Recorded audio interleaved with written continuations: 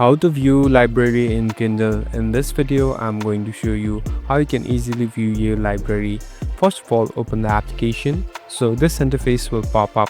Now here on the bottom, you can see different options: home, library and more. Simply tap on this library button.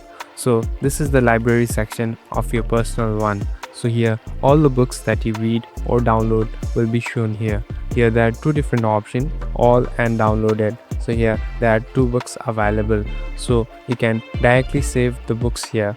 Here you'll be able to see different categorization too, so you can directly filter the book that you want to see. Here you can even search for the book directly. So here on the top you can see this search bar. Simply tap on this search bar. Here you can search for the book that you have in your library, and it's quite simple. Thank you for watching this video. I hope this video will help you.